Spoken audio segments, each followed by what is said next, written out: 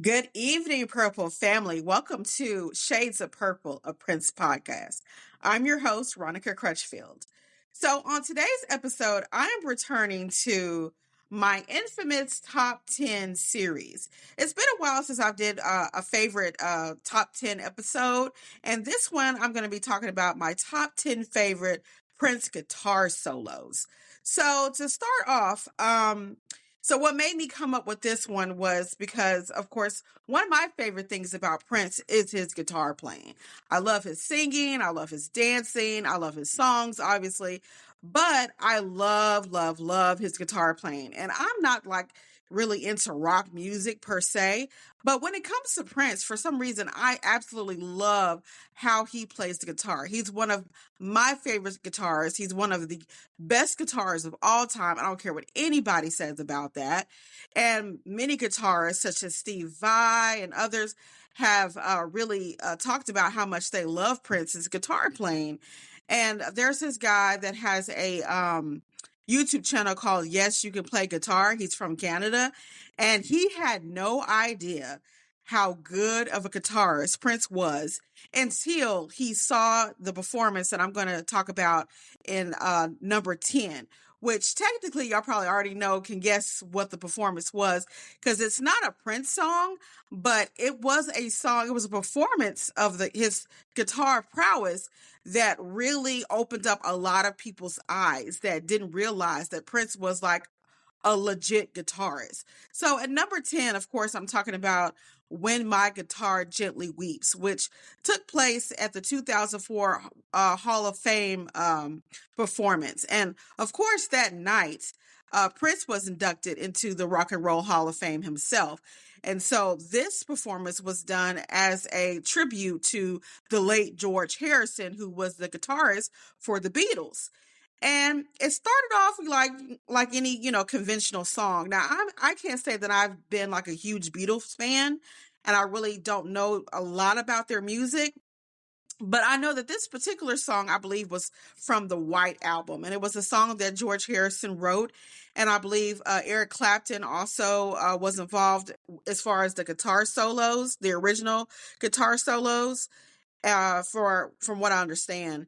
And anyway, so the story goes that how this performance, how it kind of happened was, I think, if I can remember correctly, and I just read it like 2 seconds ago, but Prince was invited.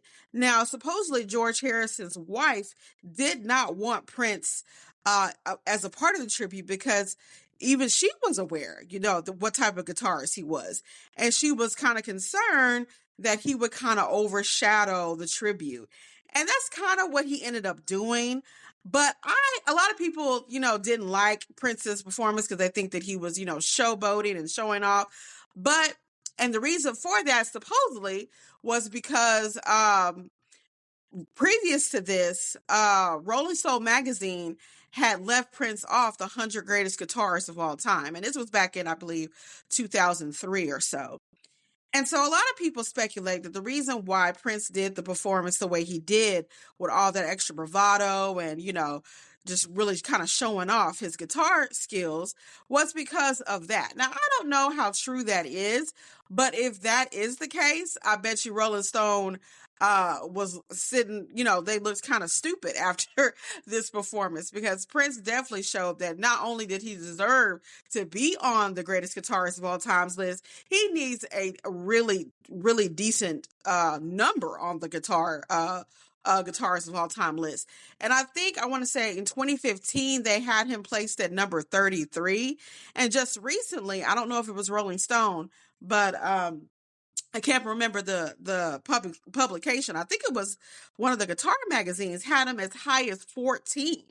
And that I believe was either late last year or early this year. So he's really come up. And a lot of guitarists, like I said, have come out and said that they have always known that, Prince was supposedly always known that Prince was a really good guitarist.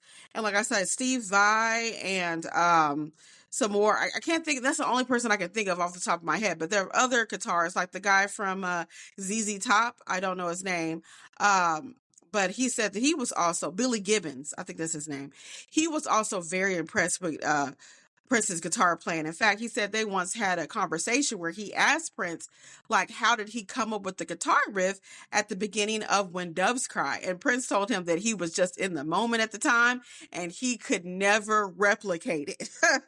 So that's what, and that's how Prince's guitar playing was. Like, he would be so into the groove, so into the moment that him and the guitar would become one. And a lot of his guitar solos were just spot on. They were perfect, perfect timing in the song, and they just went along with, the theme of the song. And in this particular performance, he had, the red hat. He had, of course, looking like $1,000,000, as Prince always does. But literally, I really think that the guitar became like went into Prince's body and, literally became Prince. Like, he does the whole, he's leaning off of the stage and had his bodyguard prop him back up. And really, I honestly think, even though they said that George Harrison's son, Danny, I think was his name, they said later that, he kind of spoke bad about Prince as far as like, thinking that he was kind of showing out and showboating. But at the time, everybody seemed like they were really loving it. Like, even Tom Petty and the other guy whose name escapes me right now, Jeff Lynne. They were all smiling, so I don't know if that means that they were kind of cringing or if they, if they really liked what Prince was doing. But at the time, it really put a smile on Danny's face as George Harrison's kid. And supposedly that's what Prince was out to do. He was out to not only show that he was the badass that he is on the guitar, but that he also wanted to put a smile on George Harrison's kid's face. And I think if that's the case, that was great. He did accomplish that. So even though it's not a Prince song, it's still my number 10. And I think it's still kind of important because, like I said, it really opened up a lot of people's eyes to how great of a guitarist Prince was. And that's why it made my list. Number 9 is Empty Room. So the particular solo of Empty Room that I'm referring to is actually from Montreux in 2009. Now, Empty Room is a song about, if I would care to speculate, I believe that it's a song about an argument that he had with his fiance at the time, Susanna Melvoin. And I think that they had this big argument, and then he's left alone, at their home, and he's just wondering, like, why are we constantly fighting all the time, and what am I supposed to do when you leave me alone in this empty room by myself? And so the guitar solo in this song is just full of emotion and so much depth to it because he's feeling lonely, and when I think about this song, I think about what Pepe Wille said, which was an early Prince collaborator, like early, like when he was a teenager. He said that to him, Prince was one of the loneliest guys, if not the loneliest guy he ever met. And so when I think of the guitar solo for Empty Room, that's what I picture, is him just being in this empty room, just shredding this guitar, just, with all of this pain and passion and emotion that he has, because he is just so upset that him and his girl are, they can't seem to see eye to eye on anything, that, why are you leaving me alone? Why every time we fight, you feel like you have to leave instead of staying here and trying to work things out with me? So that's my number 9. And please go check out that performance.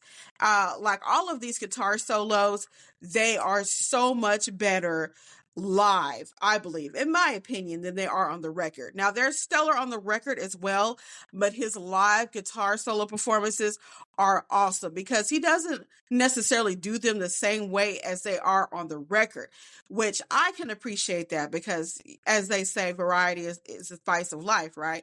So he always finds a way to kind of do the guitar solos in these songs differently live. So definitely go check out all the ones on my list live so you can catch up on the differences. Like, listen to the studio version first and then go back and listen to the live version.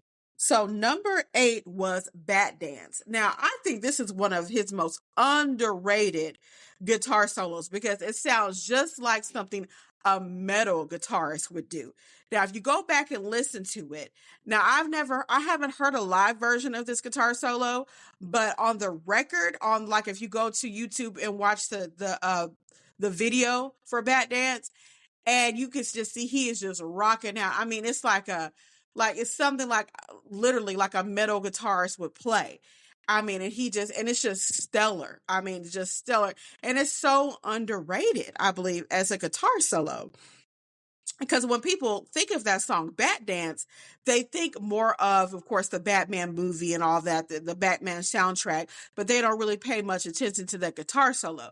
So I highly suggest you go back and listen to the guitar solo on Bat Dance because it is awesomely and criminally underrated. So number 7 is The Morning Papers. So this song off of the Love Symbol album is of course about his relationship, his budding relationship with Maite.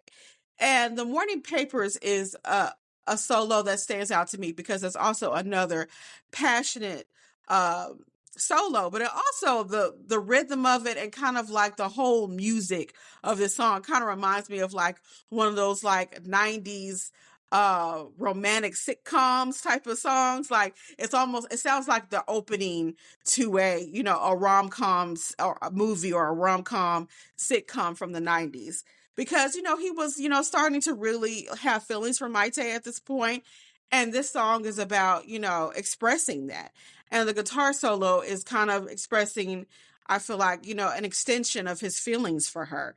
And it's just an absolutely beautiful song. And the fact that in the video, he's standing on top of a piano doing the guitar solo. And then, you have the fireworks come up. And it's just a really nice video if you've never seen it.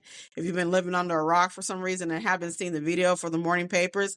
And The Morning Papers itself as a song is one of my favorites on that album. And I mean, it's just all around. It's great. I mean, how could I, really, really describe some of these guitar solos? Not being a guitarist myself, I just know what I like to hear. And it's one of those guitar solos that when I start listening to it, when I start listening to the song, I always go back and review it again. Like I always rewind it just to listen to the guitar solo because I think it's just that awesome. So that is at number 7. Number 6 is Bambi. So Bambi is off of the self-titled second album, Prince. And Bambi, what can I say about Bambi? Bambi is a rocker song, right? And he has a lot of good guitar riffs in this song. And it was made to be like a rock star song. And he's played it several times in concert.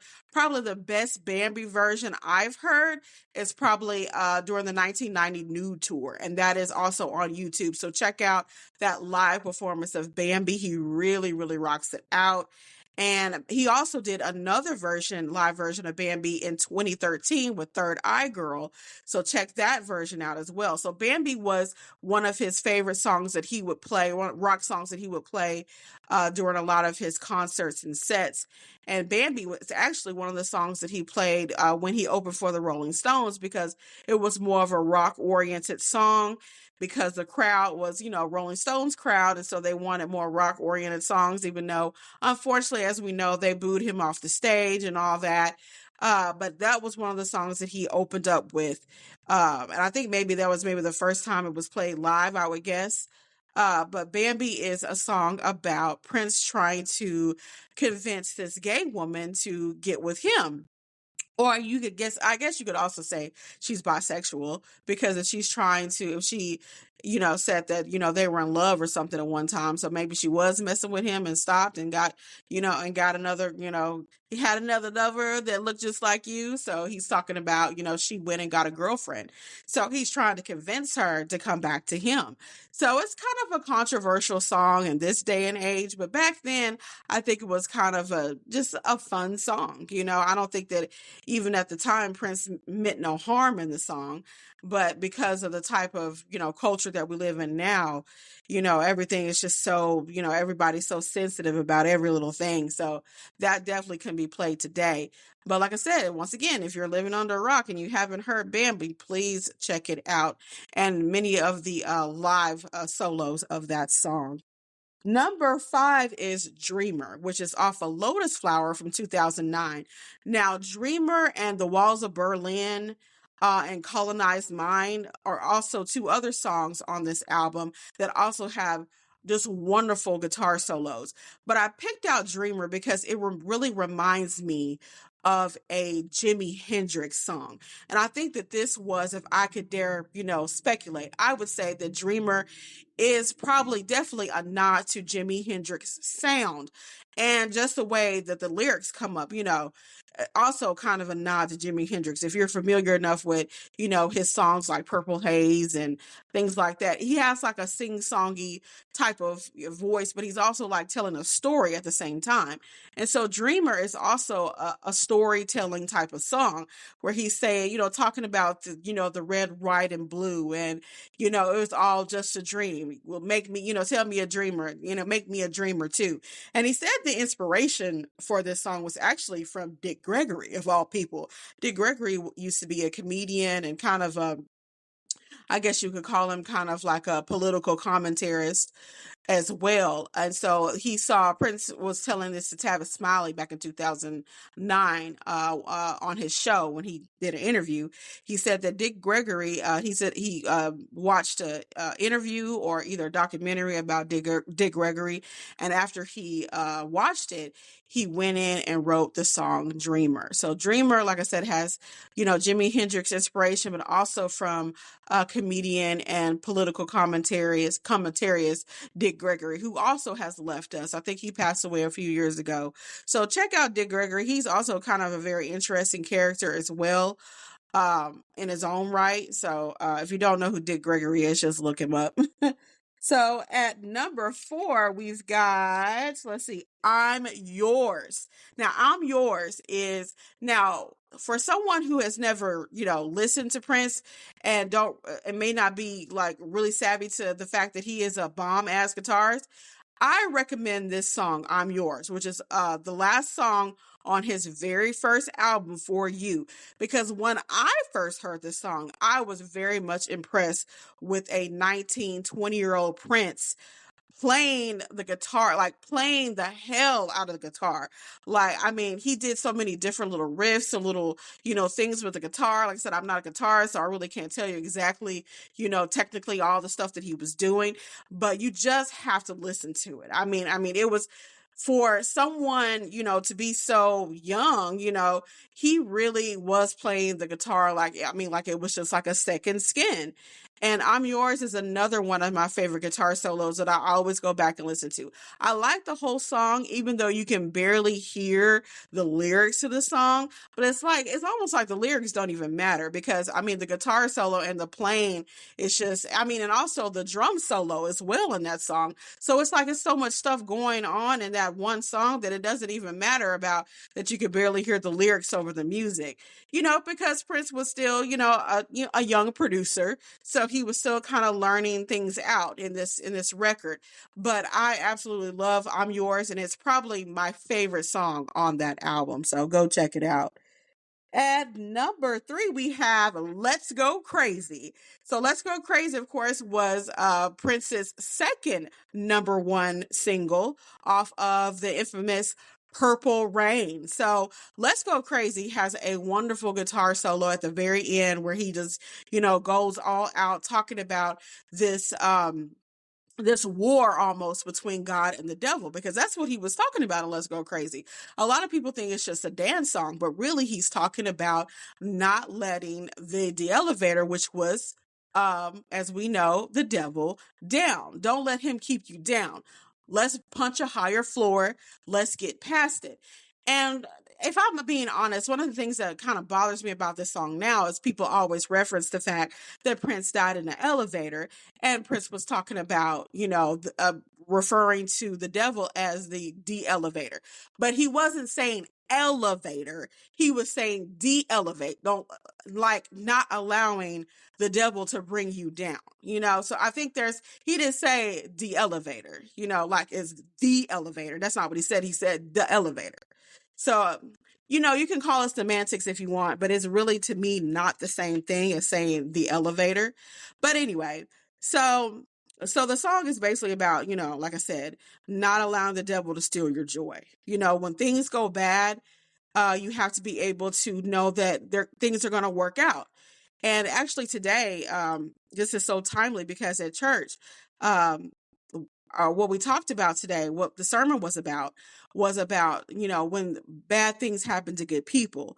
And the fact that, you know, the whole, you know, like the Joseph story, you know, everything that happened to Joseph and how, you know, at the end, when he reunited with his brothers, he told them, look, I forgive you for the things that you've done to me, because now I see that God wanted all this to happen.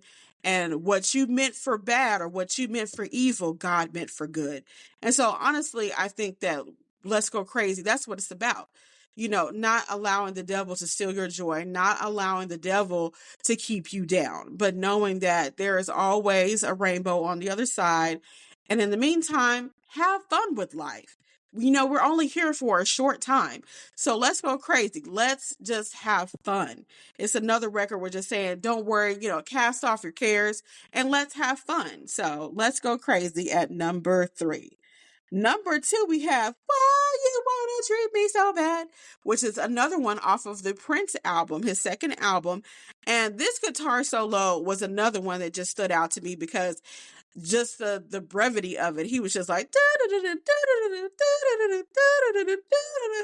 like he just was just it was just going on and on, like, you know, kind of like on a loop. And the first time I heard it was actually when I saw the video on YouTube with him and Des Dickerson and Andre Simone. And if you go watch like live versions of Why You Want to Treat Me So Bad, they all kind of come together with Prince in the middle, and they all do the guitar solo at the same time. And sometimes, you know, Prince will get down on his knees and do it, you know, in the middle. So it was kind of like they had like this, him and Dez had this, what you want to call it, Rolling Stones kind of thing, where Prince was pretending that he was, what's his name? Mick Jagger, and then Dez was Keith Richards, you know.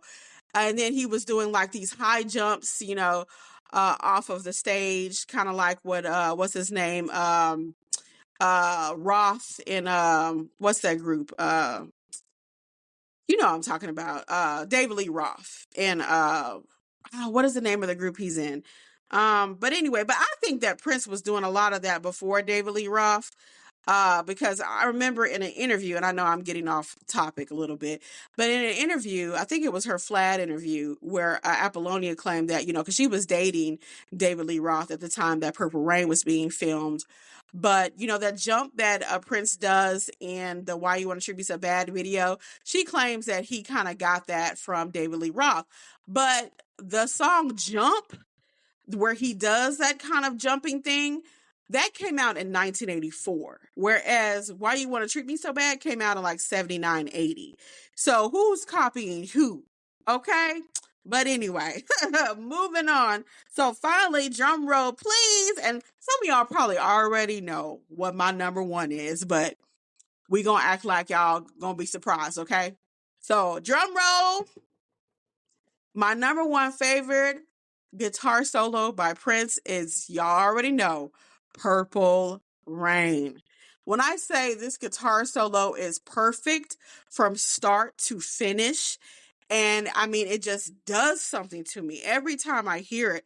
For a long time after Prince died, or really even before he died, this guitar solo would always bring me to tears. Like, it would always have me just so emotional. And then right after he died and I started my Prince journey again during the pandemic, like, I could not, like, I would want to turn Purple Rain off before the guitar solo, because I knew that once the guitar solo started, I was just going to become a puddle. like, like I would just be crying and boo-hooing. Like, oh my God, this is the one guitar solo that will always give me chills. Like, always and forever. And then just watching people like react to it on YouTube. Oh my God, that is so satisfying when some of the same, like, especially these Gen Zers, some of them are like, oh my God, I got goosebumps. I remember this one white boy was like, oh my God, that was the best guitar solo that I ever heard. Fuck everybody else. Like, he was just so like, where has this been all my life? So that is my number one. And many of you, like I said, I've talked a lot about my love for Purple Rain and the fact that I know a lot of Prince fans don't really care for Purple Rain because, it's his most well-known work. And I'm not one of those fans that are just like, oh, I just, Purple Rain, Purple Rain. But I do love the song, the album, the movie. I do. And I really do think that, of course it's, gotten its just due, obviously, but a lot of people in the Prince community want to kind of downplay it because, they want, if you're not a real fan, if you like Purple Rain, which is bullshit, by the way. You can like Purple Rain and still be a true Prince fan. But Purple Rain is the entry point for a lot of people into Prince's music. Now, do I like some of his other stuff? Absolutely. Is Purple Rain my favorite song of Prince? No, it is not. But it's going to be my favorite guitar solo, and that's just what it's going to be. So, for those haters out there. But I do have some honorable mentions. I want to talk about that. Let me see. My first honorable mention is Just My Imagination, which I was trying to decide if I was going to put this at number 10 instead of When My Guitar Gently Weeps, but because When My Guitar Gently Weeps had more of an impact to the non-knowing Prince world, that's why I chose that. But Just My Imagination was a Temptation song that Prince did while he was on tour during the Love Sexy tour in '88. He went to this, I think it was like this little dive or bar in the London area, and he did a guitar solo to Just My Imagination. And I believe that might have been the same night that he met Mika Paris, who would later be a backup singer for him. I think she was in the audience at the time. And she did kind of like a quick little like solo, and he really liked her voice because he looked at her and said, "Don't you sing?" And so she sang a little bit from Just My Imagination. And so I believe that was the same night that he did the solo. And we only have the audio on YouTube. I don't think there's any like video footage that I know of. Another honorable mention is I Could Never Take the Place of Your Man. That's another guitar solo that I absolutely love. The only reason why I didn't make the list is because I wanted to put it, I was trying to go back and forth between the Morning Papers and that one, and both of them I absolutely love. And if I had like a top 15 or 20, it would definitely have made the list.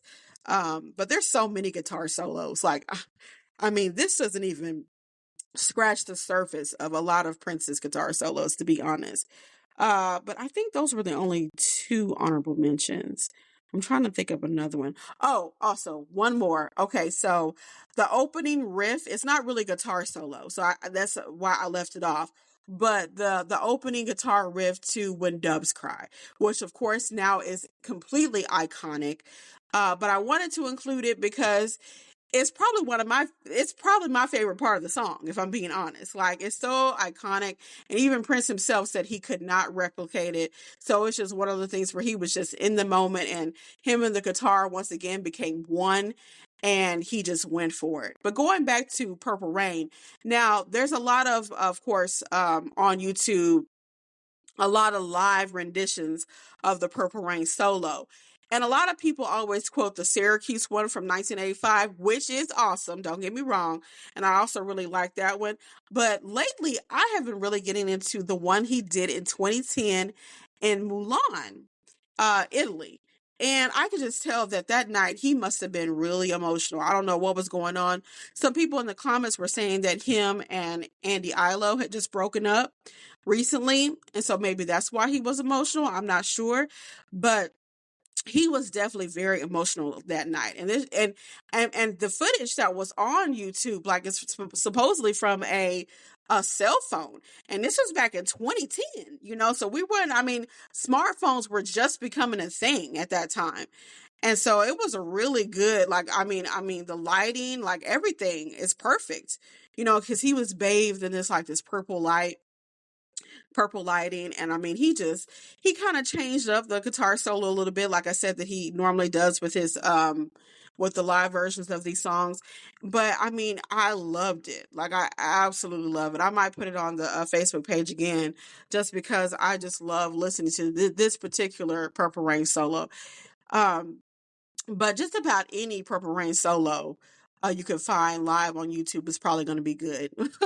Even the original one that he did at First Avenue back in 1983 when they were recording the Purple Rain album, that one was also good because you can also kind of see there's a video that kind of points out the different edits that he would later do to Purple Rain. And so check that one out too if you haven't. So, well, with that being said, I think that is it for tonight, you guys. So, next up, I'm going to be talking about, I would say, rather a controversial topic. I was on YouTube the other day and there was this channel that was talking about, is Prince or was Prince a sexual predator? Was he a groomer? That whole thing. And so that made me think, okay, let me go ahead and address this because I was going to wait until I reviewed Maite's book before I really got into it. But I'm just going to go ahead and go straight forward and talk about it and just give my opinion on some of the things that have been floating around about Prince since his passing, because I don't think any of this was being talked about when he was alive, not to my knowledge. So I'm going to address it. It might, you might like some of the things I say, it might not, but I'm just going to go from my honest opinion, just based off of things that I've read and things that, to my knowledge type things. So that'll be probably in the next week or two. I I said I was going to try to do something every week, but working two jobs and having a family, sometimes this is kind of hard for me to do an episode every week. So just keep me in your prayers, but I will be doing another episode in the next week or two on that. And I might even make it a part one, part two series. I might just focus on maybe Maite in part one and then talk about maybe some other women in part two. So we'll just see how it goes. So until then, you guys, peace and be wild, and may you live to see the dawn. Bye.